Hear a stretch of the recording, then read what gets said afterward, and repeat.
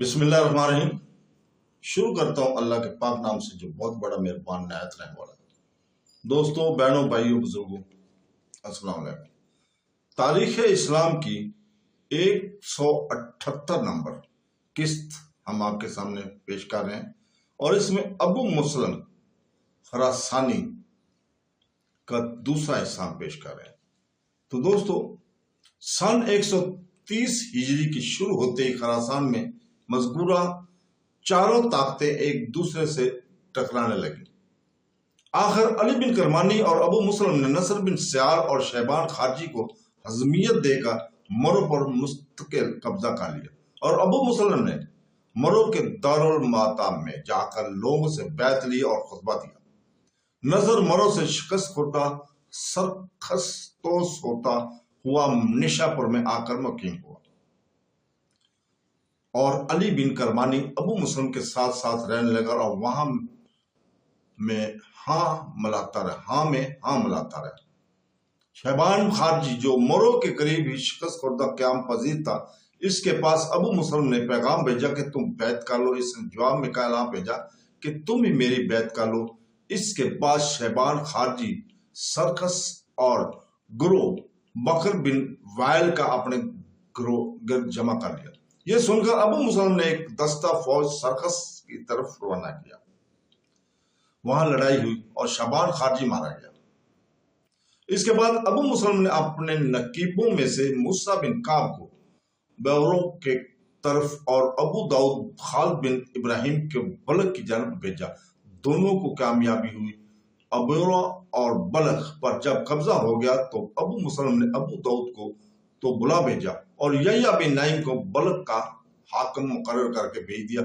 زیاد بن عبد الرحمن قصری نے جو حکومت بنو امیہ کی طرف سے بلخ کا حامل تھا اور ابو داؤد سے شکست کھا کر ترمس چلا گیا تھا، یحییٰ بن نعیم سے خط و خطابت کر کے اس کو اپنا اہم خیال بنا لیا، اور مسلم بن عبد الرحمن والی اور عیسیٰ بن زرع سلمی ملوک تخارستان ملوک ماورا اور النہر اور بلخ واحد ترماتا سب کو مجتمع کر کے اور یحییٰ بن نعیم کو ماں اس کے ہمراہیوں کے ہمراہ لے کر ابو مسلم کی جنگ کے لیے روانہ ہوئے۔ سب نے متفق ہو کر سیاح بن فریوانوں سے ابو عباس کے لڑنے کی قسمیں کھائیں۔ مقاتل بن حیان نبطی کو امیر لشکر بنایا۔ ابو مسلم نے یہ کیفیت سن کر ابو داؤد کو دوبارہ بلخ کی جانب روانہ کیا۔ بلخ سے تھوڑے فاصلے پر فریقان کا مقابلہ دریا کے کنارے ہوا۔ مقاتل بن حیان نبطی کے ساتھ سردار ابو سعید قریشی تھا۔ ساقہ فوج کا پچھلا حصہ ہوتا ہے۔ اس حصہ کو مسلح اور زبردست اس لیے رکھا تھا کہ کہیں حریف دھوکہ دے کر پیچھے سے حملہ نہ کرے۔ جب لڑائی خوب زور شور سے ہو گئی تو ابو سعید قریشی نے بھی اپنا متعلقہ فوج سے دشمنوں کا مقابلہ کرنا اور ان کو مار کر پیچھے بھگانا ضروری سمجھا۔ اتفاقاً ابو سعید کا جھنڈا بھی سیاہ تھا، اور جب اپنی فوج نے اس کو متحرک ہو کر لڑنے والے اگلی صفوں کے لوگ بھول گیا کہ ہمارا بھی ایک جھنڈا سیاہ ہے۔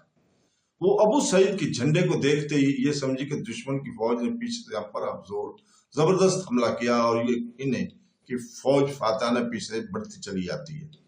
چنانچہ اس کے ہاتھ پاؤں پھوٹ گئے اور میدان چھوڑ کر بھاگ نکلے۔ بہت سے دریا میں غرق ہو کر ہلاک ہوئے، اور زیادہ یحییٰ ترمس کی طرف چلے گئے، اور ابو داؤد نے بلخ پر قبضہ کر لیا۔ اس فتح کے بعد ابو مسلم نے ابو داؤد کو بلخ سے واپس بلا لیا اور بلخ کی حکومت پر نصر بن سبی مزنی کو مامور کیا، جیسا کہ ہم پہلے بیان کر چکے۔ علی بن کرمانی ابو مسلم کے پاس رہتا تھا، اس کے ساتھ اس کے بھائی عثمان کرمانی بھی تھے۔ ابو داؤد نے ابو مسلم کو رائے دی کہ ان دونوں بھائیوں کو ایک دوسرے سے جدا کر دینا ضروری ہے۔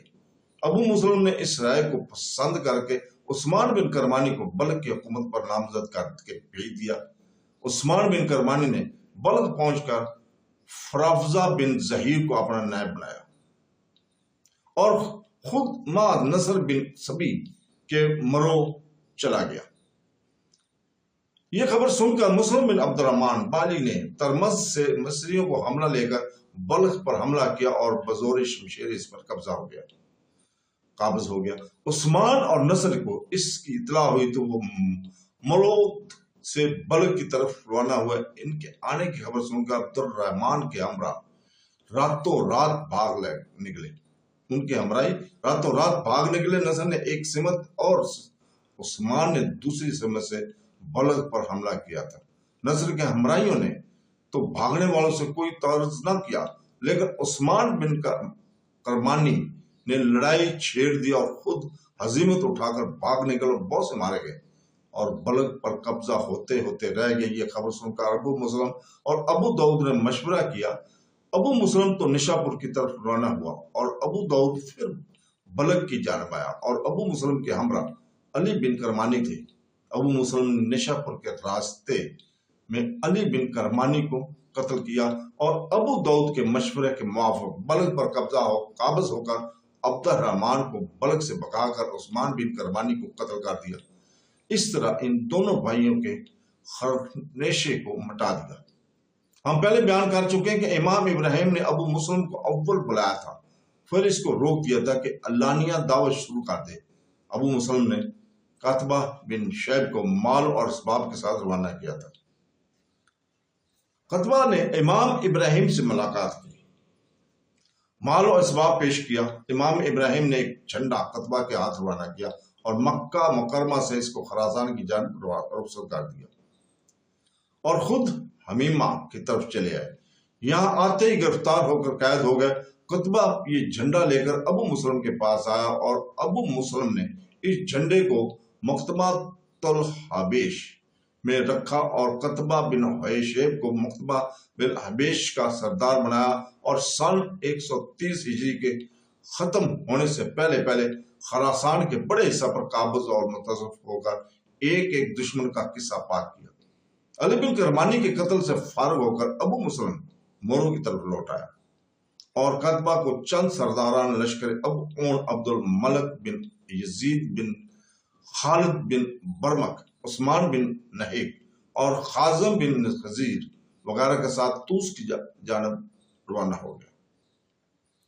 اہل توس نے مقابلہ کیا اور شکست کھائی۔ قتبہ نے بڑی بے دردی سے ان کا قتل عام۔ اس کے بعد قتبہ نے تمیم بن نصر پر جو مقام سوسکان میں تھا حملہ کی تیاری کی۔ تمیم بن نصر ماں 3000 ہمراہیوں کے مقتول ہوا۔ قتبہ نے شہر میں داخل ہو کر قتل عام کیا اور خالد بن برمک کو مال غنیمت کی فراہمی پر مجبور کیا۔ اس کے بعد قتبہ نے نشاپور کا قصد کیا۔ یہاں نصر بن سیار مقیم تھا۔ وہ نشاپور سے کومس بھاگ آیا۔ قتبہ شروع رمضان سن 130 ہجری میں نشاپور پر قابض ہوا اور آخر شوال تک نشاپور پر مقیم رہا۔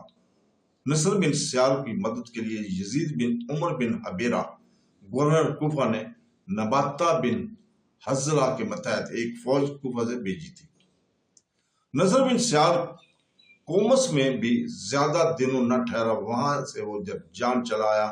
نباتہ بن مطلق بن ماہ اپنی فوج کے نصر بن سیار کے پاس پہنچے۔ قتبہ نے شروع ذکا میں نشاپور سے جرجان کی طرف کوچ کیا۔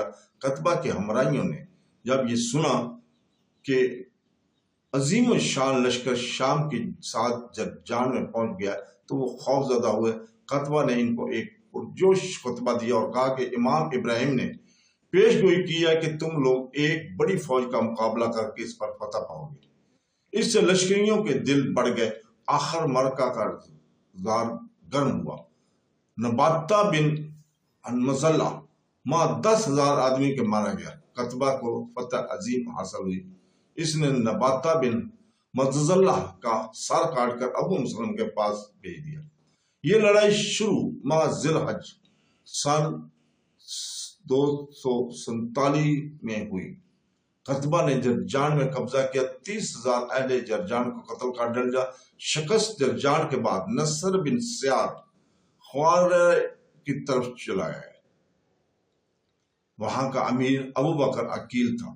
یزید بن عمر بن حبیرہ کو جب یہ حالات معلوم ہوئے تو اس نے ایک بہت بڑا لشکر ابن غلیف کی سرداری میں نصر بن سیار کی امداد کے لیے روانہ کیا۔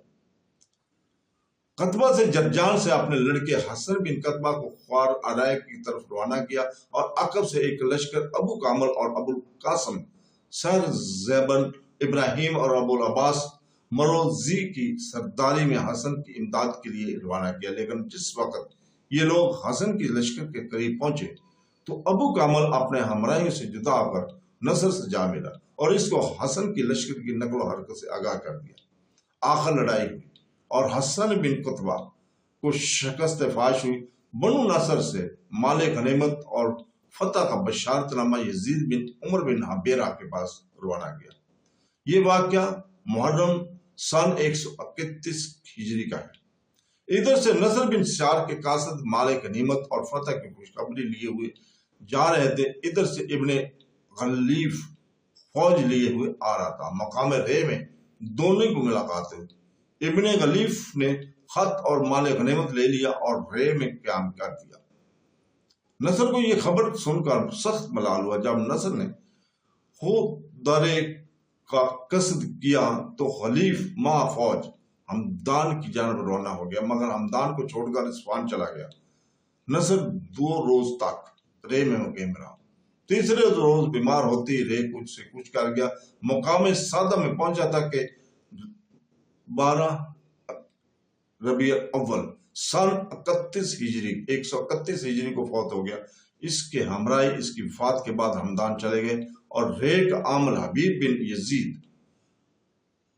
نصر کی وفات کے بعد جب قتبہ بن حبیب جرجان سے فوج لے کر رے کی طرف آیا تو حبیب بن یزید اور اہل شام جو اس کے پاس موجود تھے بلا مقابلہ رے کو چھوڑ کر چل دیے۔